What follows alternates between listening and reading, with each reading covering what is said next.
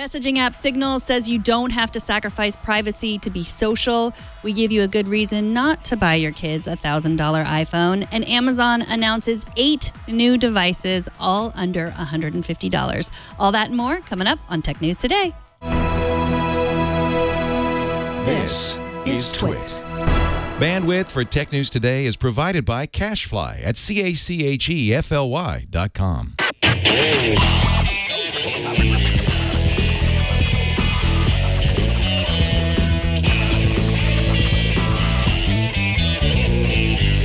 This is Tech News Today, episode 1862, recorded Wednesday, September 27th, 2017.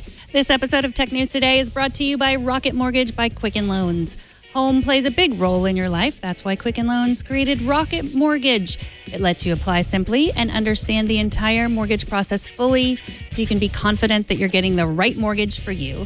Get started at rocketmortgage.com/TNT. Welcome to Tech News Today. This is the show where we put the tech news in a beaker, we heat it up on a Bunsen burner, and then we throw it in your face. Don't do that.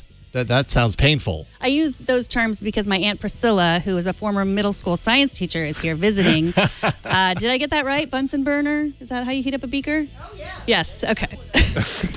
You got that part right anyways. She says that would do it with the tech news if you not to throw it in anyone's face. Yeah, avoid that at all costs. I think that's the important thing to learn here. Don't. Always wear your safety goggles, she says also. Yeah, don't go around Bunsen burning people. Okay. It's just not good practice. Not even with tech news? Maybe with tech news, as long as it doesn't leave a mark. Okay. The Amazon Echo Show. By the way, we're going to talk all about Amazon's announcements later in the show. This is a little different. The Amazon Echo Show always seemed destined to end up in the kitchen with its screen that would make watching instructional recipe videos a piece of cake. Get it? But not if Google has anything to do with it. Head shake from Burke. Or is it Amazon? Hard to say, but if you ask the Echo Show to play a YouTube video currently, it will tell you that Google doesn't support YouTube on the device anymore. It actually specifically says Google doesn't support that. Very pointed response. The Verge contacted Amazon, who said Google made the change based on no technical reason. So they're kind of pointing fingers at Google, saying they did it, and there's no reason that they should have done it. Google rebutted by saying that Amazon's implementation of YouTube on the show violates their terms of service. So it's a they said sort of thing. Yeah, it is a bummer. I read this morning, and I tried to watch a YouTube video on my Echo Show, and I couldn't. And I was bummed, although I realized I haven't really watched many. I was going to say, have you done that much before? Not really. And I was actually thinking of taking YouTube off of all of the devices in our house because I just feel like it's a waste of computer time versus unless you're watching our show on YouTube, then it's not. But like with the kids, we're just, you can get stuck in this world of, you start off watching interesting science videos and then you get sucked into this weird world. And I just figured, I asked my boys, I was like, what if we just took YouTube off your devices? And they were like, yeah. And they've gotten into some of the AR apps that Egg Incorporated that you recommended. Oh, really? Oh, okay. Like I'm sorry. So I thought that would maybe be a little bit better. But at least they're active in something like that, I suppose. Yeah, but you can understand why YouTube would want to do this because you can't subscribe to anything through the Echo Show. You can't click on ads and go to those. You can't click on links. You can't follow the sponsored links. You can't do any of that stuff on the Echo Show, and that is what YouTube really wants. So, Amazon is clearly not happy about this, and they want and Google wants the subscriptions. They want you to see the next video. They want to keep you there forever, and it's not the greatest experience. Like you could imagine being a 12-year-old boy or something and sitting with your iPad and watching YouTube for 5 hours when your mom wasn't home, but you're not going to sit in front of the Echo Show that's in the kitchen and just watch for that tiny long. Little screen. Yeah. I'm gonna watch. Yes, 5 hours. That's kind of what you look like when you're looking at the Echo Show. That's what I look like when I watch anything, anyways. But I'm an outlier, I realize. So Amazon is probably using YouTube's API, I'm guessing, in order to do this. So it's not like it's not like an official YouTube app. I'm guessing Amazon probably put this together, and that's probably part of the reason that Google has a problem with this. Stacey Higginbotham on This Week in Google brought up an interesting point that I hadn't considered, which is the fact that the Fire tablets also, they don't have any of the Google services, right? It's a forked version of Android. And as such, you can't even really legitimately, well, I say legitimately, that's probably the wrong word, but you can't go into the Amazon App Store and find YouTube and download it. That's just not possible. If you want to get Amazon's or Google's apps, you have to sideload them because they just aren't available there. So, Google and Amazon have these kind of battles already. When I think of YouTube, I think of all screens. Google wants YouTube on all of the screens, but that's not necessarily the case when it comes to Amazon. This could be potentially an extension of that. This could also be kind of a little tit for tat for the fact, at least some part of it could be anyways, for the fact that Amazon doesn't, carry things like the Chromecast. You can't find the Chromecast on Amazon's service. Amazon brought the instant video app to Android finally. That doesn't support Chromecast. There's all these weird little ways that Google and Amazon are just kind of like playing that game. So... Well, remember in high school when you asked your math teacher, when am I going to need to actually use any of this stuff? It turns out the answer is you'll use it a lot if you grew up to be on Apple's Face ID team. Today, Apple posted a white paper on how Face ID works and how it keeps your face secure. Spoiler alert, it's a lot of math. I read the entire white paper, so you don't have to. The most important part is that like Fight Club, facial matching is performed in the secure enclave and stays on the secure enclave. Does anybody talk about the secure enclave? No, you can't talk about Face ID in the secure enclave. Also, Face ID data, including mathematical representations of your face, are as secure as Apple could make them. They're also as accurate as they could make them, having tested the math with willing participants of different genders, ages, and ethnicities, which explained that creepy mask wall they had there. So Apple says that the probability that a random person in the population could look at your iPhone 10 and unlock it using Face ID is approximately 1 in 1 million versus 1 in 50,000. So you're saying there's a chance. Yeah, so your doppelganger. Yeah, 1 in 1 million people are your doppelganger, according to Touch ID. The probability of a false match is different for twins, which we've discussed, and siblings that look like each other, and children under the age of 13. So is this?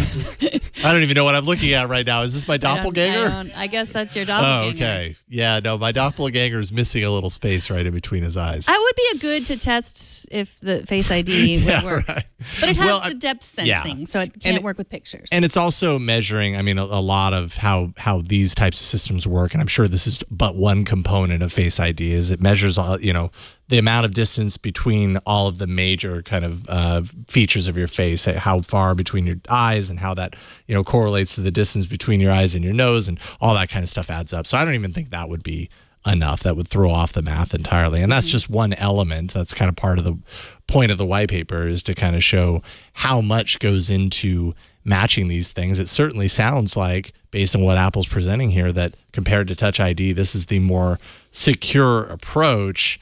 I'm curious to see how well it works. Like, how, if you end up with a Craig Federighi situation, from on stage, if that happens more often than you would like for it to happen as a security feature that you use multiple times throughout the course of a day.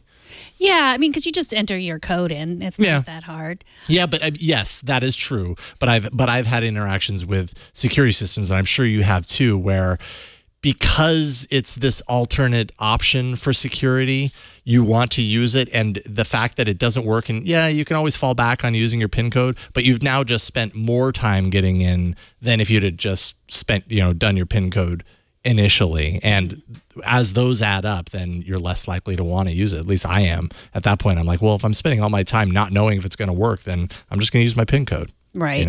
So, but you skipped right over the most important part of this, is that they say it doesn't work for kids under 13. So now I know you were going to buy your 2 responsible young daughters iPhone 10s for Christmas. Oh, yeah. My 7-year-old and my 4-year-old. Yeah. Yes. We were going to go for it this Christmas season, and I guess not. Yeah, I know. Once I read that, I was like, well, that's a bad idea. Yeah, right. Because, it doesn't work. So I guess I'll have to spend my $2,000 some other way. Because there were no other bad parts of that idea.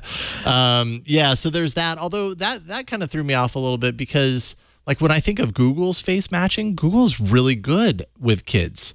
Like when I look at photos, it can identify my daughters from when they were a newborn, all the way up to the age that they're at now. So it's able to determine that. I'm not entirely sure why Apple's doesn't, or maybe what Apple is saying is it's just less likely to work as well. Maybe it's less than 1 in 1 million. Maybe it's.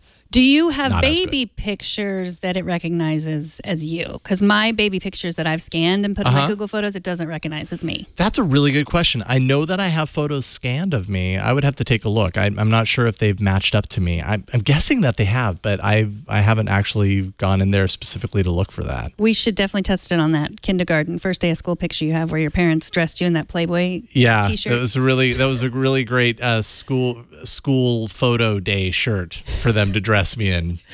And I blame my dad for that one. But I love that it exists because that's totally my dad. Yeah, we should try to find that and show it just in case. Anyways, Burke has something to say. He says Face ID map cannot be changed, maybe. Explain? As a child grows, the face features change? Well, yeah, but I mean, as you grow your face, your facial features... Yeah, maybe the proportions change, but there's certain things that also stay similar. But yeah, I guess it's like changing your fingerprint. It's like yeah, I'm not really quite sure. Well, then in that case, how is Google able to do this then? Well, yeah, I guess so. Maybe Google should work for Apple. Good idea. Apple, hire Google for this. And there you go. Well, speaking of secure enclave, because sometimes it's our favorite topic to talk about on this show, Signal might be known as one of the most secure messaging apps available, but it still asks when you install it to sync your contacts upon install to make communication a bit easier for users, and that makes a lot of security-minded folks uneasy. Now the company seems to have a solution that lets it have its cake and eat it too. It relies on repurposing a feature of Intel's chips called software guard extensions.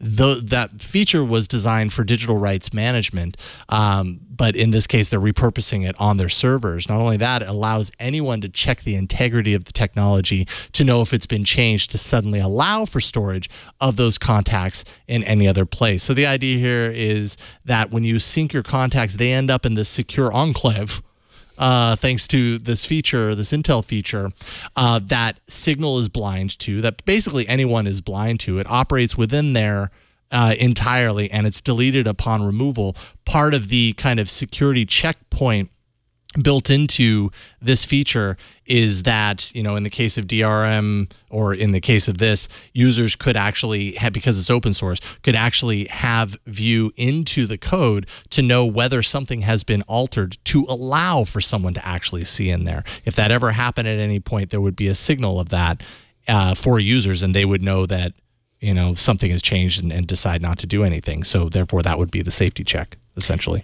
Yeah, it's really interesting. I read Moxie Marlin Spike's blog post on that, and I just love to say Moxie Marlin Spike too. He's the head of Open Whisper Systems, and because Signal is open source and it's always being looked at and always changed and improved, which makes it more secure and just kind of a better tool. And he talks a little bit about the idea of being, all social networks need, or all messaging tools need a social graph, but that's where you start to get in trouble, like with Facebook, where it's like, oh, do you want to log in using Facebook? Like, oh, great, then all we have to do is see all your contacts. And, so you're constantly giving up all of this information to Facebook, and then they own that. But that's not the way Signal works. And they've been improving the product on so many ways to try to figure out, can you be social and also private at the same time?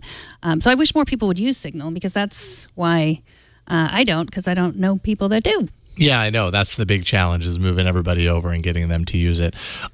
Their prior method to this involved creating a cryptographic hash of the contacts, which, is, creating a hash. That's a good thing for security, but it's relatively easy, they say, to run all possible phone numbers through it, through the hash process, and then match them after the fact. So if you run based on that hash process, you run every single phone number possibility through there.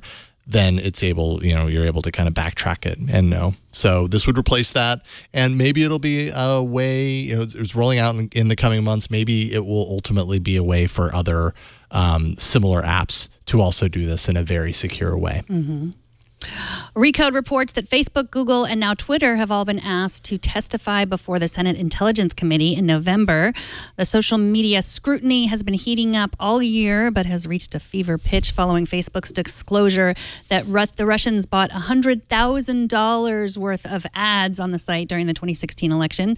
Sources told Recode that executives at Twitter, Google, and Facebook will be asked tough questions about how the Kremlin used their platform to spread disinformation and what they could have done to stop it. According to a report by the Daily Beast today, in addition to buying online ads, Russians posed as a group called the United Muslims of America, which was a real group, but they were pretending to be part of it, in many attempts to sway the U.S. presidential election. And as long as we're talking politics, I might tell you that today the president also weighed in with a tweet saying that Facebook was always anti-Trump. So, and then Zuckerberg responded. And made this point more clearly than he has before, which we've talked about before. He wrote, "After the election, I made a comment that I thought the idea that misinformation on Facebook changed the outcome of the election was crazy. Calling that crazy was dismissive, and I regret it." Yeah. I remember thinking that when I heard him say that and being like, wow, that's pretty dismissive of him to say that because he also said in this response, he said, Trump says Facebook is against him. Liberals say we helped Trump. Both sides are upset about ideas and content they don't like. That's what running a platform for all ideas looks like. And I think that's a pretty valid point, right? When everybody's equally angry with you about what you did in this certain thing, then you probably treated it pretty middle of the road. I mean, there's no doubt about it. I mean, Facebook is what it is. It's a platform filled with people that have all different kinds of viewpoints. So, of course, they're going to come from different directions. And if Facebook can cater to them equally, I'm not so sure, I can't say for certain that they do, but it's certainly on their radar. If you remember back when the whole liberal bias thing came up with trending news, that was last year, Facebook then had an internal review and basically came back to say, we didn't find any evidence of this, but still we're going to make adjustments to how we run things so that we have a more balanced platform. They kind of softened their approach to that, and a lot of people would look at that and were thinking that maybe that was what led to the flippant response. They softened so much on this idea of fake news, about making things so fair and so kind of pulling and balancing the platform, that it made their response kind of a little flatter. And perhaps this is being used against them right now. You know what I mean? Like, call them out, be very critical of Facebook, and maybe Facebook again flattens out and is a little bit soft on the issue this time around. I'm not sure that's exactly what's happening, but that's kind of seems to be the history of the last couple of years. I mean, we could get into a really long argument about government regulation, but it seems to make no sense at this point that television is regulated by the U.S. government and Facebook is not at all regulated by the U.S. government. I know why, because it was a long time ago when television came up, but at any time the government could step in to the TV and say, here, put this on. You have to play this. And that's just, and there's no kind of regulation like that with Facebook. And so the other big news today was that the Russians bought a Black Lives Matter ad and directed it at people living in Ferguson and people living in Baltimore. And it was a really threatening ad. It was designed to make Black Lives Matter look scary. And so there's no that doesn't happen on TV, like, necessarily. It's not that targeted, and the government is just paying more attention to what's happening on TV, what ads are doing on TV. There's more control there. So I don't know if that's where we're headed. I'm not saying it's right or wrong for the government to have regulation over TV or over Facebook, but that might be where we're headed. I'm sure that's what the technology companies worry is where they're headed, because they have for by and large for many years they've been able to kind of operate to their own morals and values. And, now the stakes have gotten a lot higher over the past couple of years. And, now it's leading to this official kind of investigation into the matter. Yeah, I'm sure the folks at Facebook, Google, all these big name tech companies are worried about what you're talking about, and it's very possible that it might happen. Peter Thiel, if you remember, one of Facebook's most influential investors, super close ally to Trump. There was news a couple of weeks ago that he was possibly being considered for the chair of the president's Intelligence Advisory Board, and in that role, he would have oversight over all the large tech companies, including Google and Amazon. And so, yeah, it's kind of seems like all points are converging right now. Be interesting to see where that leads.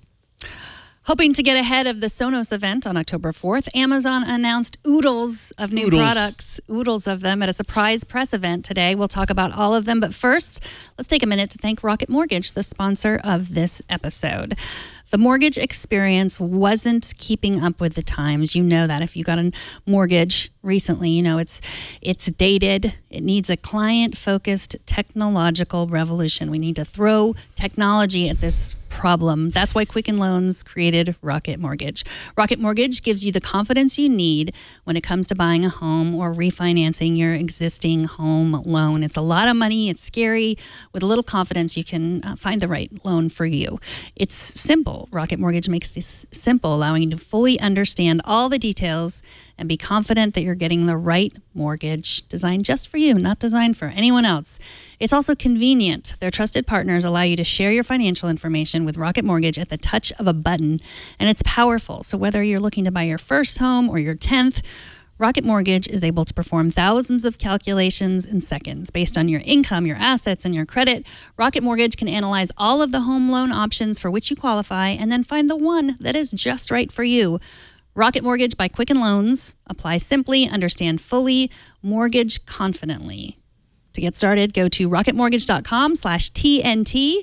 That's rocketmortgage.com/TNT. Don't forget to add that TNT at the end. That's how they know that we sent you to them. Equal housing lender, licensed in all 50 states. NMLS, consumeraccess.org, number 3030. And we thank Rocket Mortgage by Quicken Loans for their support. So yesterday, Jason, you and I chatted about how terrifying it would be if Amazon was to tell us how much of our money that we've given them over our lifetime.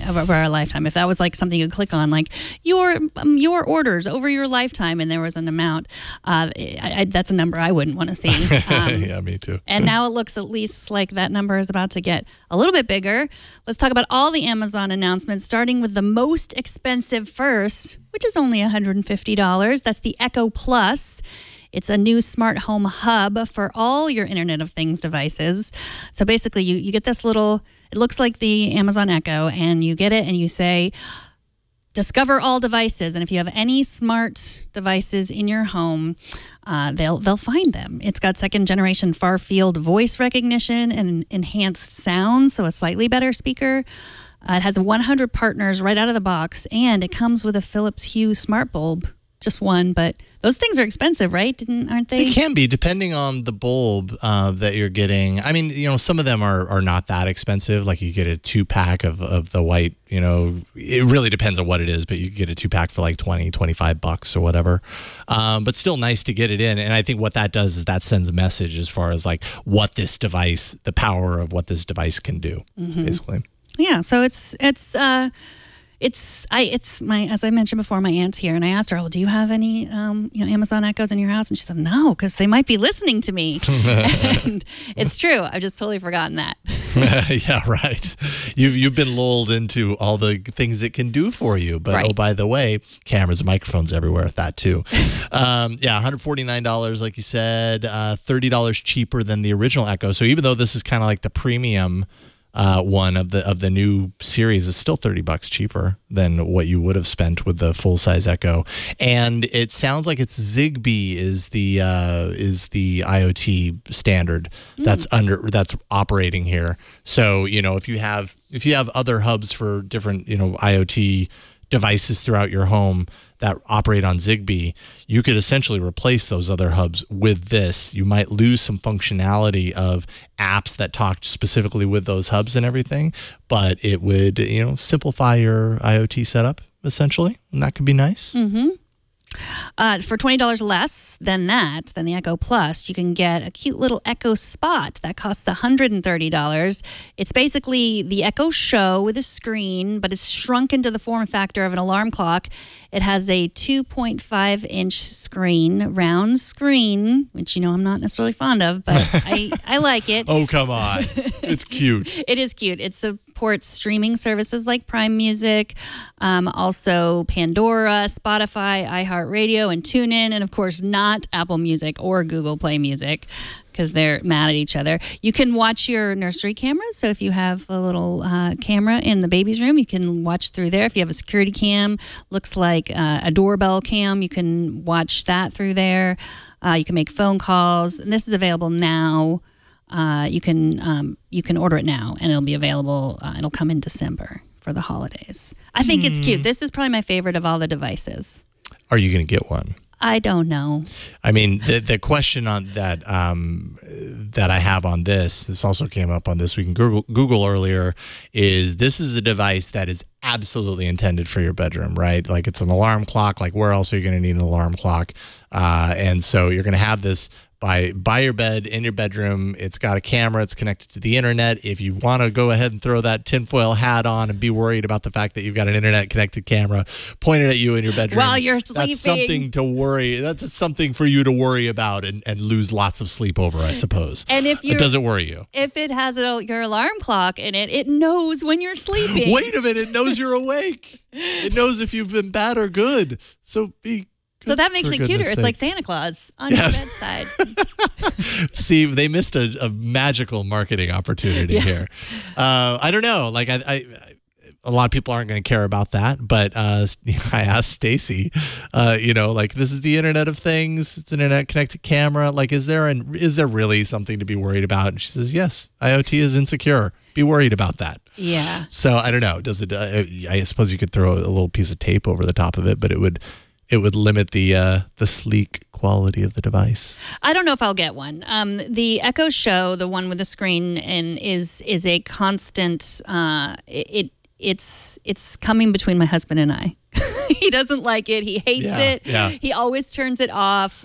He turns it around. He unplugs it. He puts it in a drawer. Like he doesn't like the idea of. And it's not just that he's scared that someone's watching us. It's that just having another screen in our house with 3 teenagers that walk around with a screen in their pocket, and it's in the kitchen when that's the time that we're all together, and then they're looking around. It's so like that's screen infiltration. Yeah. And it has some really bad features on it, which I just figured out how to turn off, so it's a little bit better. But it had these like weird headlines, like lion gets loose in San Francisco or something. Just silly kind of clickbaity headlines that would just run off, and it's like ask Siri about the lion, and it was just like the worst. So why do I need to know about the lion? Yeah. So I figured out how to turn those off, and it plays pictures of, like, it can play all the pictures in my photo album of beaches, which is much nicer than that. So I think that has eased it a little. That's improved my marriage a little bit, being able to do that setting. But I don't know, the bedside table,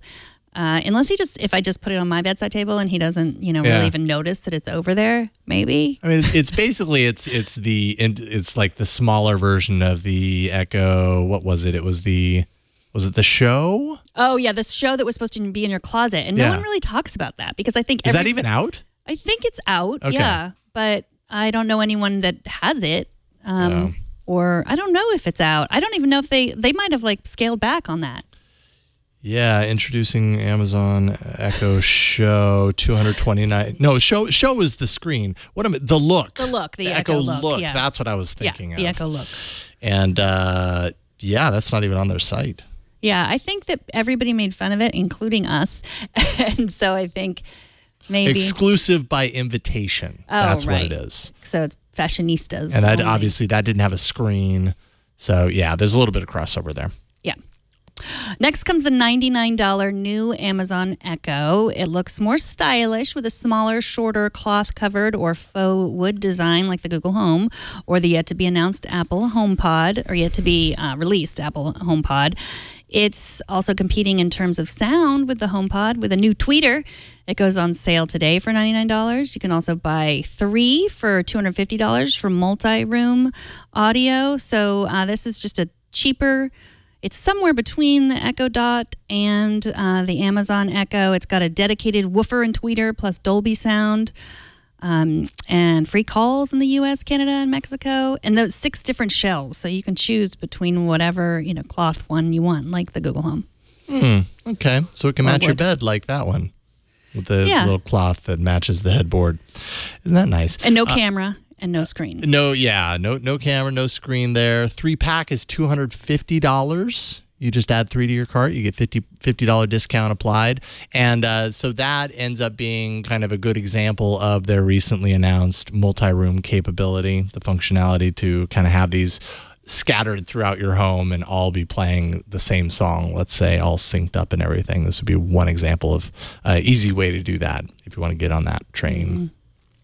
And next in line is not an Echo, but it's the $69 Fire TV with support for 4K HDR video with 2160p resolution at 60 frames per second. It's a tiny box, sort of like a dongle with an HDMI cable on it. It hangs off the back of your TV to avoid unsightly wires. It also comes with an Alexa voice remote, like the previous Fire TV, that was only half the price. So I'm not sure what... The previous Fire TV had 4K, but it didn't have HDR. And as we've learned, if we watch our home theater geeks, HDR is the thing.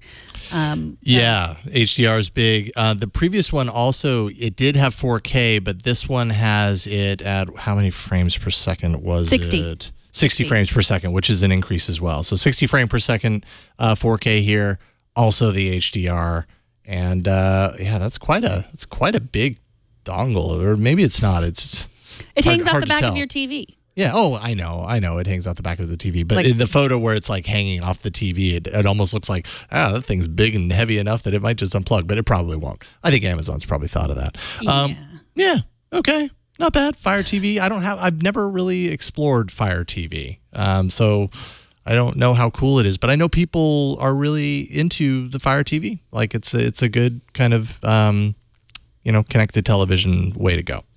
Yeah, I have an Apple TV on our upstairs old-fashioned TV, and then downstairs we have a Google TV, Android TV, and it's fine, except for there's no voice remote, and I got really used to the voice remote with the Apple TV, and once you go to voice remote, you can't go back, and it sounds silly, but if you ever tried to type in, because I'm not flipping through channels, I'm actually typing in things to search most of the time for TV shows or movies, or, I don't like to do a lot of browsing. I want to find what I want to find, and on the Apple TV, I can just say what I want.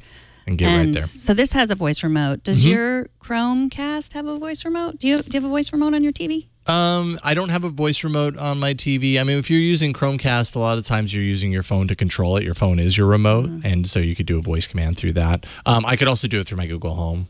I could have voice. Yeah, so I could have voice control over my Chromecast with my Google Home. But I just never think to do that. Yeah. Like, I just kind of turn on... Actually, I just turn on my PlayStation 3 and go to the app. Apparently, I'm old-fashioned in that regard. I haven't been using Chromecast that much these days, but it does have the remote with the microphone in the remote, so you can fire off those commands if you want. I can hook my Android TV up to my Amazon Echo, and I can tell it to turn off the TV and turn on the TV, and that's all it lets me do. Lucky. Well, it's just like, I don't know who's, blocking that, if it's Google or Amazon. I'm guessing it's Google after this story, but it's just like a slap in the face. You can't, it's like, we'll let you turn it off and turn it on, but that's as far as our technology can go. Sorry. Yeah, who knows who it is, because I think they're both equally kind of petty in certain ways as far as that's concerned. So it really could be both of them. And for $45, you can get the Echo Connect. That's a box that will let you make and accept landline phone calls from your Echo devices. It plugs into a standard phone jack and also into your Echo, turning it into a phone that you can make phone calls with using your own number, not the Amazon app, as you previously had to do if you wanted to use your Echoes as a phone. You both had to download the app, and it was very complicated, and no one ever used it. It will work with a landline number or your VoIP number. It's available for pre-order today, and then it will ship in the fourth quarter of this year. Sometimes they gave months, sometimes they gave quarters. So it was very vague. I think the main overall message from Amazon was like, we have a bunch of stuff. Order it now and you'll get it. We have a bunch of stuff that fits conveniently in your stockings. Yes. The stockings for Christmas. All under $150, which is amazing when we're talking about, everything else we normally talk about, which is $400, $500, $1,000. You just, Yep. Interesting though, although it offers support for 911, which is something that Google Home does not. Google Home is doing this differently though. Google Home is using their Google Voice and kind of voice over IP in order to do phone calls. This is quite literally taking your landline plug and plug it into the back and then route, and then take an output from this thing and bring that into your Echo device. So it's basically taking your phone line and just using it through that device instead of plugging it into a phone, let's say. So you get your caller ID, you get your 911 compatibility. The question remains, do you actually have a landline anymore? I do, because I have Sonic Internet, who's one of our sponsors, and they give it to you. And they provide that as well. Yeah, it's part of the internet service. So I forget that I have it often. Sometimes in emergency situations, I'll use it. Like if my kids aren't answering their cell phones and I need to call, and it rings. Ring! And it's so not a normal situation for that phone to ring that they definitely answer. Because Right. And if not used to hearing that ring. Yeah. And if I ever gave anyone that phone number, if getting phone calls was something important, it has that sort of, where it'll say, Jason is calling you from that tiny device that's also spying on you on the side of your bed. So everything's spying on us these it's days. supposed to work as like an excellent speaker phone. I guess if, you work at home and you do a lot of, conference calls on the phone, maybe it would be useful. Sure. This is a lot of crazy things. Okay. Finally, if you only have $10 to spend, you can get the Echo button, which lets you play family games on your Echo with buzzers. I don't even know if you can buy one at a time. Why would you want to buy it? You have to buy two. It's two-pack, but each one is only $20. So if you want to go in with a friend and you'd each have your buzzer, and then you'd only use it when you went over to the friend's house to play the game. So if you've ever played a game on your Amazon Echo, like Jeopardy, or there are a lot of other games, you're just a lot of shouting. And this way you can press a button and be civilized. So it sounds like fun. The buttons light up with different colors. I'm kind of bummed because I kind of do want all these devices, which means I'm going to have to replace all the Echo Dots that I have. So why can't the Dot just do that? Why can't they do add a button to that? There is a button on it. Why can't I use my Echo Dot button? The mute button? Is that what you're talking about? I don't know. A little inset mute button. Yeah. Probably in the thrill of the game, when you've got the answer, it might be harder to hit that than it is on these, where it's just like this big blunt object versus. Yeah. But yeah, you're right. Hey, repurpose it for the purposes of the game. And this is kind of cool. Actually, at first I wanted to be like, really, this is so weird, but. It's kind of neat. It's not that expensive is the thing. So it's easy to get in on this and play around with it. And I'm sure it would be fun to play a game like this. Amazon says this is the first in their Alexa gadgets lineup. So something like this, something along these lines, you expect to see more because it sounds like they're going to have a family of devices that fall into that. Okay, the Bert cam is now the Priscilla cam. My Aunt Priscilla says, you go move it further toward there we go. Classroom application. Oh, so kids could use it in the classroom to press the buttons and answer. Oh, very engaging for classrooms. They would love that. Aunt Priscilla, the former middle school teacher. Thank you. She's trying to steal your job, Bert.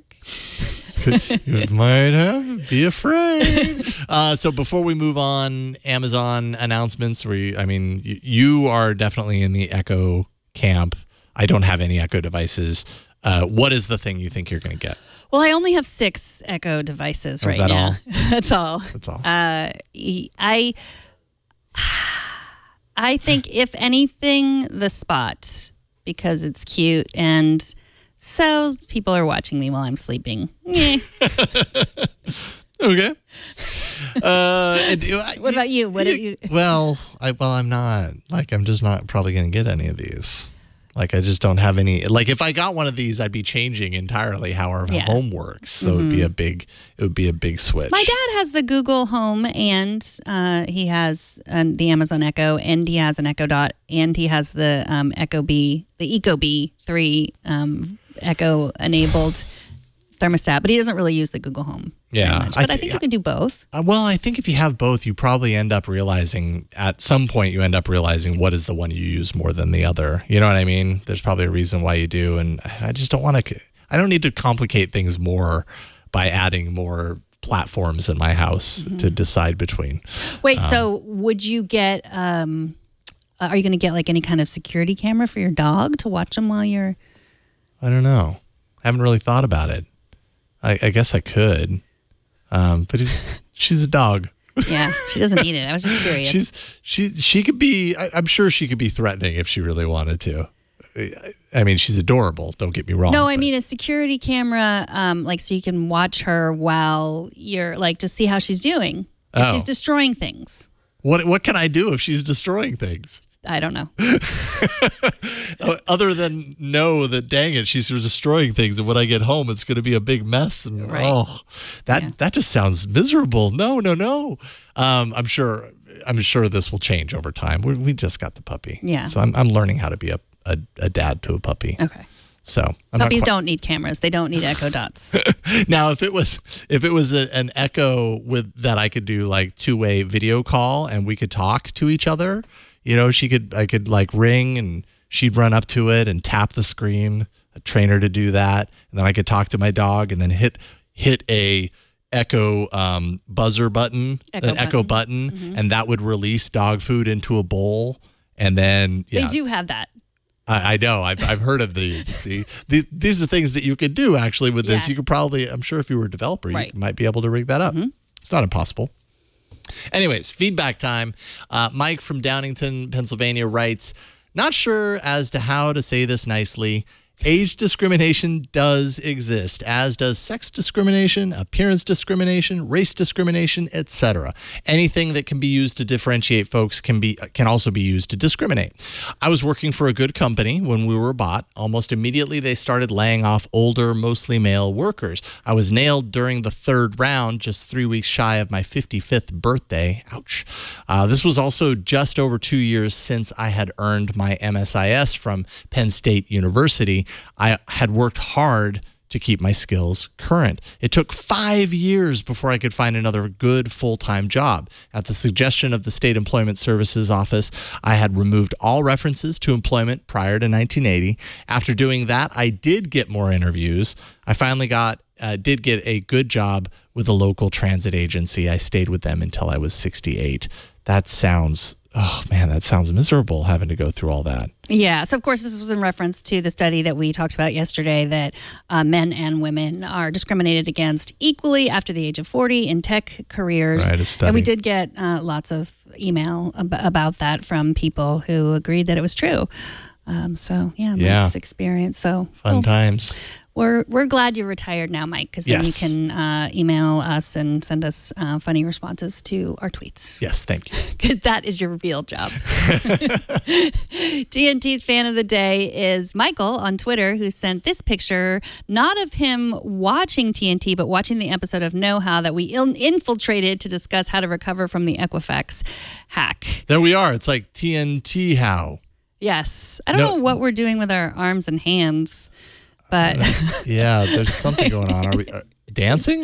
Apparently, whatever it is, dancing. I'm not having any part of it. Yeah, there was I was doing some dancing on Know How when the UPS guy came, and we have a lot of the screens are everywhere. And the UPS guy walked in and saw it, and he's like, you know that's going to be on the internet forever.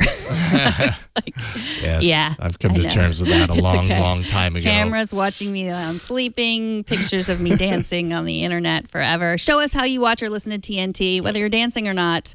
We like dancing. Record a video or take a picture of yourself or your setup, post it on Instagram, Google+, Twitter, or Facebook, and use the hashtag #HowIWatchTNT, and we will find it. Finally, take to the skies, and maybe someday you'll be able to stream video from the internet instead of being stuck with whatever grab bag of movie and TV options they've chosen for you, or the ones that you thought to store offline on your device. Netflix is working with airline carriers to offer its encoding and technology to enable low-cost or even free Wi-Fi streaming to passengers. Better in-flight Wi-Fi. I'm sure you can imagine. Netflix definitely wants to be on all screens at all times. So better in-flight Wi-Fi probably means better chance that you're going to be streaming video like Netflix. So they have a lot to gain. Not to mention they've got kind of a good audience to offer this to. If you already have an account, you just sign in and you watch your stuff. If you don't, there you are, up in the air, totally bored. I want to watch something. Fine, I'll sign up for the 30-day free trial, and boom, you're in. You forget to ever turn it off. Yes, or that's a great way to be introduced to the service, and you decide you don't want to get rid of it. So it's a pretty good deal for Netflix. Yeah, it's not coming until 2018, they said. But you can also download Netflix. You don't need to stream. You don't need internet to watch Netflix. You can download them on your devices. That's true. Sometimes you forget, though. Like when we go on trips, I've got, my device, although I don't really load a lot of offline media. Basically, it's my girls. I've got to make sure, I try to make sure anyways, that their tablets are loaded up with something that they're actually going to want to watch because, let's face it, the flight is a lot easier when they have something to watch. And I feel like the night before any big trip like that is just me sitting down with all this technology going, load, download, ran out of disk space, delete things, now download that thing, wait for it. Did I get the right ones? No, maybe I need to take that off and replace it with this. It's just a pain. I'd rather stream. Yeah, that is a familiar. I do that too, but I do it while I'm at work because we have so much faster downloads. Oh, that's true. Uploads. You got to do it while you're here. Use up the bandwidth we have here. All that precious bandwidth that we are flush with. Yeah. Burke is asking a very valid question, which is, don't people sleep on airplanes anymore? Or read books? There are books. They're not going to read themselves, people. What is a book? I don't understand. Yeah, I'm sure some people do, but just you people like Burke. He sleeps. I read. TNT records live every Monday through Friday, 4 p.m. Pacific, 7 p.m. Eastern, 2300 UTC at twit.tv/live. Be part of the show. Just email us, tnt@twit.tv. You can leave us a short voicemail at 260-TNT-SHOW and find us on Twitter at TechNewsTodayTV. Subscribe to our show. Go to twit.tv/TNT. You'll find all the ways your favorite podcast catcher, whatever you use, we use. I promise you we're there. Find us, subscribe, and if you want to tweet at me about what book you read the last time you were on an airplane, I'm at Megan Maroney. I'd love to hear that too. I need some book suggestions for books I'll probably never read. I'm at Jason Howell on Twitter. I might listen to it though. I listen to a lot of books. Thanks to Kevin today for editing and switching the show. Thanks to Josh for yesterday actually editing the show, right? Okay, good. Whew. Thanks to Burke for helping out in the studio. And thanks to you for talking tech with us today. We'll see you all tomorrow. Bye, everybody. Yeah.